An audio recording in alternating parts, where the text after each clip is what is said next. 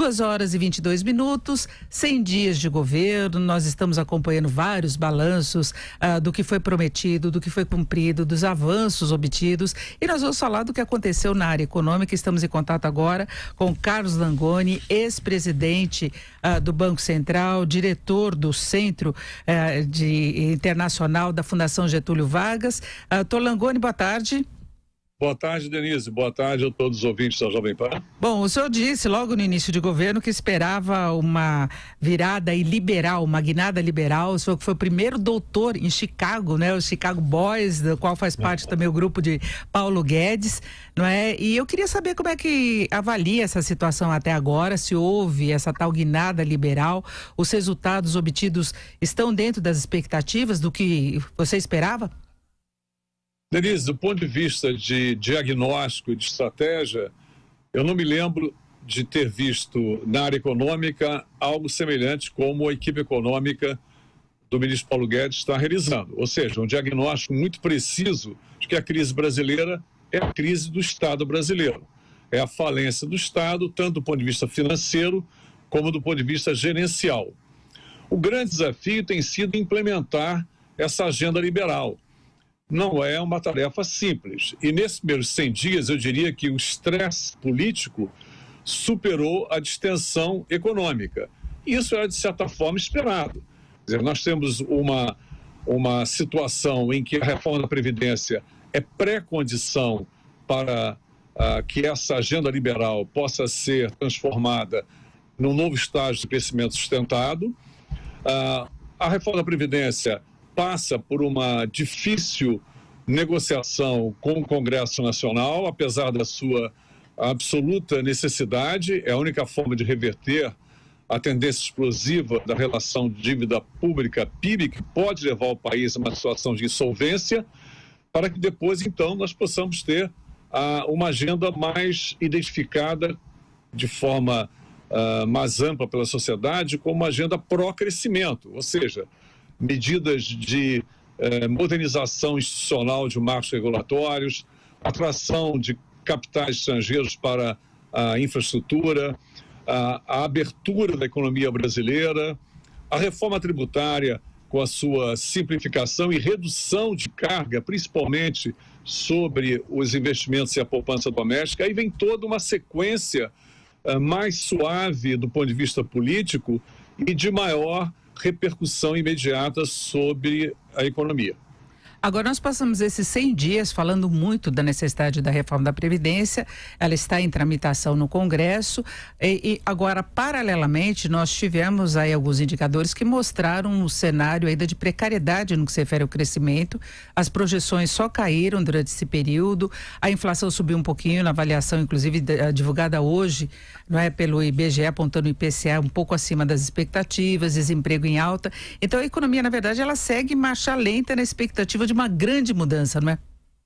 Bom, na verdade, as expectativas estão dominadas no curto prazo pelo fator político.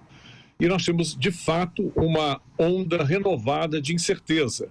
Essa onda renovada de incerteza, ela afeta a percepção de risco do país e se reflete negativamente em juros futuros e, inclusive, colocou uma certa freio de arrumação na própria tendência de alta do mercado acionário. Quer dizer, isso era, de certa forma, esperado, porque o mercado e todo o setor produtivo sabe que é preciso aprovar a reforma da Previdência, é preciso implantar um ajuste fiscal consistente e duradouro para que a economia brasileira deslanche. Ou seja, há uma sequência ótima de medidas de política econômica, e essa primeira fase é uma fase naturalmente de maior incerteza política, mas eu acho que ela vai ser superada. E do ponto de vista externo, aliás, o FMI também está alertando para aquilo que seria uma desaceleração sincronizada da economia mundial, portanto o ambiente externo também é de tensão. Então, nesse nível de tensão, de fato, a atividade econômica de curto prazo, ela sofre uma certa estagnação, mas ela vai ser superada assim que essa reforma liberal, essa agenda liberal for sendo implementada. Eu continuo bastante confiante de que o Brasil vai dar uma virada na direção de um novo padrão de crescimento econômico e elevação do PIB potencial. Agora, essa equipe, ela tem aí uma postura de defender grandes alterações em relação à economia.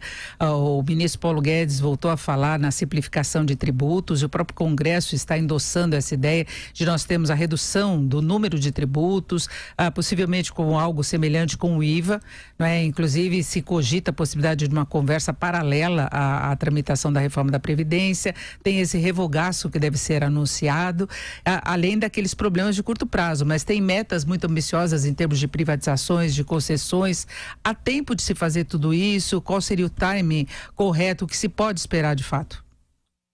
Denise, em economia, a ordem dos fatores altera o produto. Ou seja, há uma sequência ótima de implementação de políticas econômicas que dependem, evidentemente, de apoio político do Congresso. Nós começamos com a reforma da Previdência, vamos liberalizar vários setores da economia, inclusive está a caminho aí uma revolução no gás natural, que poderá reduzir pela metade o custo do gás natural para o setor industrial. Isso poderá ser uma grande alavanca para estimular os investimentos privados, principalmente em setores intensivos em energia. Vem essa onda de concessões e privatizações que você mencionou, e vem também o processo de abertura que começou de forma muito correta com a adesão do Brasil à OCDE. Quer dizer, esse conjunto todo, que parece ainda um conjunto heterogêneo, não muito articulado, ele vai se tornar cada vez mais claramente homogêneo à medida em que ele for sendo implementado. A reforma tributária eu considero fundamental. No Brasil, nós temos um sistema tributário absolutamente caótico, uma multiplicidade de impostos que gera distorções alocativas, excesso de incentivos e subsídios setoriais e uma complexidade tributária que, em última instância, dificulta a atividade produtiva, penalizando a poupança doméstica de longo prazo, que permanece um patamar muito baixo, somente 14% do PIB, e restringindo o investimento. Então, essa reforma tributária ela pode e deverá ser implementada em paralelo, já no estágio em que a reforma da Previdência estiver avançando no Congresso Nacional. Isso vai ser um grande incentivo para uma mudança de tendência dessa relativa estagnação da atividade econômica.